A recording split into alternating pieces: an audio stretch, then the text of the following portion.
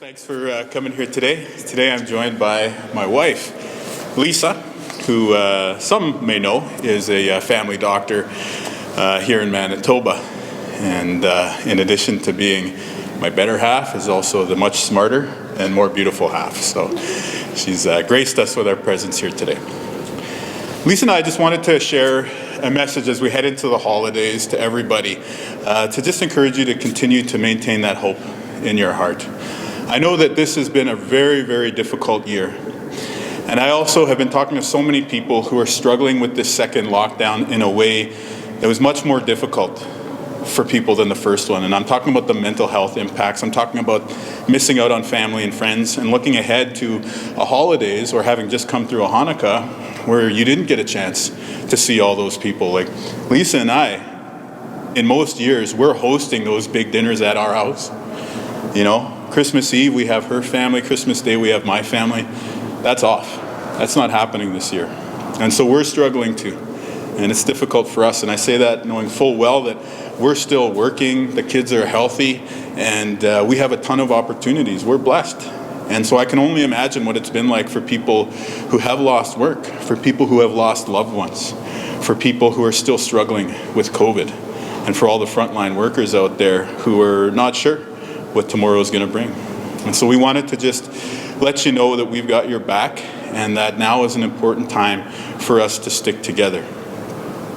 I know that a lot of us have had some rough times over the holidays in the past too. I can tell you from firsthand experience because tomorrow is actually the anniversary of my late father passing away. And that was a very difficult year for us.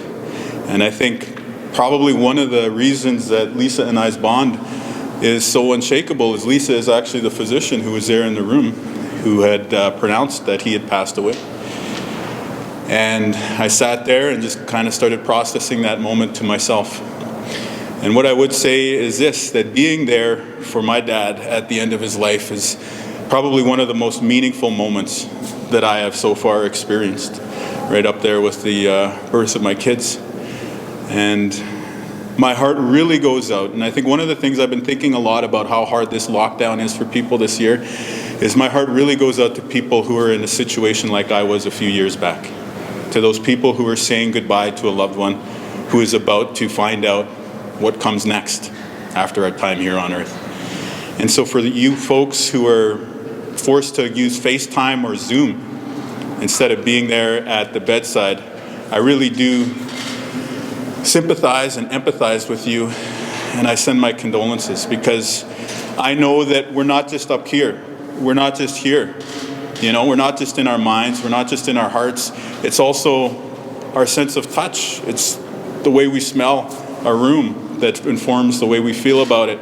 And of course, the proximity to other people is what makes us human beings. And too many Manitobans, too many Canadians are not having those senses fulfilled as they go through that very difficult time of letting go of a loved one. And so I want you to know that we understand, but I also want you to know that even though you feel some kind of way by not being there with the loved one, you're not fulfilled, you're at a loss, you're grieving, you're disappointed. I also want you to know that it's okay. It's okay because what matters at the moment where that person that you love find out what comes next, what really matters there is if they knew that you loved them. And whether you're there in person or you're there on a screen, I know that that loved one will feel loved. They will know in their mind, in their heart, that you still love them as they move on.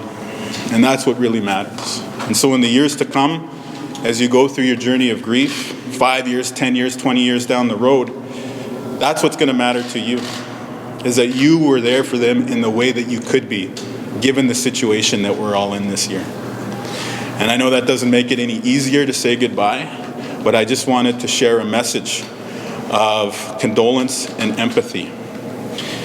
And there's many more people who are going through a difficult situation like that. But what I would say is we do have to keep hope in our hearts, because that year that my dad passed away, not only were we heartbroken, but we also learned a lesson in how to make it through tough times. So yes, he passed away on the 23rd, but we just kept putting one foot in front of the other, and on 25th, the 25th, the morning. The kids, we made it good for them, and they rewarded us with laughter and joy and good vibes all around. And that lifted our spirits. And then a few days later, on the 27th, the community gave us something to be proud of. Idle no more. And I'm not talking about the political idle no more. I'm talking about the cultural idle no more. The sacred idle no more. Lisa and I, we went to St. Vital Mall for the round dance that was held there. And we had people shaking our hands and hugging us and singing songs and dancing together. And even though we were going through a very difficult time, it lifted us up. And that's what it's going to be like for us this year. It's going to be difficult. This thing is not over. But through acting together, by putting one foot in front of the other, we are going to get through this thing. And along the way, our community is going to be there for one another, to pick each other up and to make sure that we survive this thing. And so, yeah, we're here with a message of hope, but I want to be clear that this is not, because so many people are talking about hope right now, this is not that political message of hope. This is not that spin that's trying to make a bad situation seem better than it really is. And this hope that we're talking about here, this is not the hope of an irrational optimism that has no grounding in reality. What we're talking about this morning and encouraging Manitobans and Canadians to remember is that you can have hope with a plan. Hope with a plan, to me, is the decision that each of us can make about how we are going to approach the day and how we are going to lead our lives that is grounded in the reality and the science and the evidence of what we're facing today. And with that in mind, I feel like there are reasons to be hopeful as we leave 2020 in the rearview mirror. When I look around at Manitobans and I see them wearing masks, I see an act of hope. When I see a Manitoban abiding by the public health restrictions, I see an act of hope. When I see a small business owner sacrificing their livelihood to do their part to save lives, I see an act of hope. I see Manitobans coming together, Canadians coming together with the belief that their actions as a whole together will help all of us make it through this thing. And I think when we look around the world this year, there are signs of hope as well. You know, there has been a battle going on this year between the voices of reason and the voices of rage. And as close as it has been to being a draw, the voices of reason are winning. President Donald Trump, the strongest media force any of us have ever seen in our lifetimes, tried to undermine the voices of reason with everything he could do.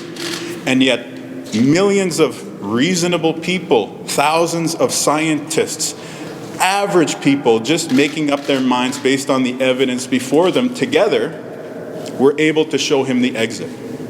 And to me, that is a sign of hope. And finally, when we come to the vaccine, that is a reason to be hopeful.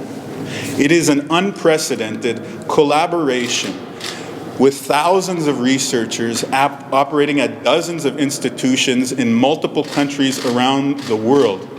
According to a timeline that has set records, they have, together with the support of all of us, harnessing the exuberance of the private sector, but matched with the collective strength of the public institutions that have delivered us a vaccine that may give us what we want to see in 2021, which is an end to this scourge.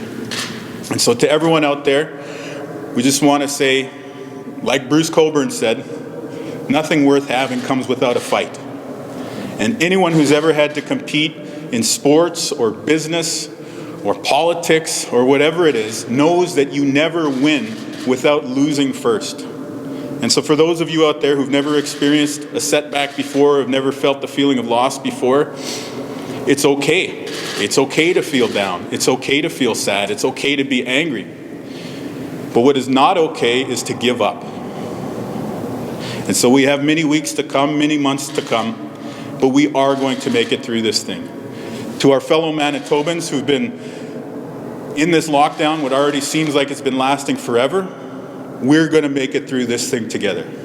To our very close relatives and friends in Ontario and Quebec who are about to go through lockdown, this is going to be difficult for you, but you will make it through.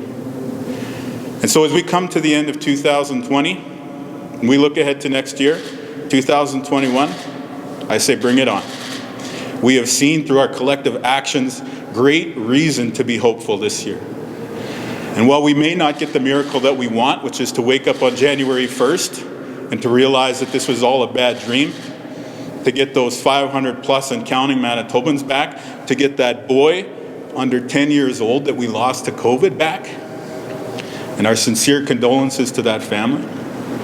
We may not get that miracle that we want, but I do believe as we go through this holiday season, there will be miracles that we receive. So on that note, I just wanted to speak to you on this day. And of course, joined by my much better half. Lisa, as a family doc, I think I just thought I'm the one who likes to run up to the microphone, but she's the one who actually has something to say. So maybe would invite her to share a few words about what we're looking ahead to. So a fact to follow. So I've seen firsthand the devastation that this pandemic has caused, both in the actual results of the COVID-19 infection itself, but also all the other rippling effects that have resulted from resources being pulled, lockdowns, and social isolation. And it's been extremely difficult to bear witness to the kind of suffering that we see every day as frontline workers. But I am so inspired and uplifted by the development of the COVID-19 vaccine. And I share a positive message of hope in regards to, the development of this vaccine is amazing. It's unprecedented, and it gives us a really tangible tool to get through this tough time quicker than we had actually initially thought. The technology is not new, even though the vaccine itself is. And I just wanted to, send a message to all those suffering right now. Not just my own patients, but the communities that love them, and all the people who are working hard to support us all through this tough time. Like it's been a very remarkable journey, and we've seen amazing acts of self-sacrifice, altruism, and love. So thank you so much. Happy to be here. So people say, don't preach to the choir. What I always heard is it's okay to preach to the choir if it makes the choir stronger. And what I mean by that is this is a marathon, and Manitobans are going to need encouragement and positive reinforcement along the way to be able to keep living by these public health restrictions, which are taking their toll. So again, enforcement is one thing, but I also want us to keep reiterating the message and the education and helping people, giving Manitobans a helping hand so that they can do what they know is right as well. All right. Well, thanks. Merry Christmas. Happy holidays. Happy New Year, everyone. Yeah.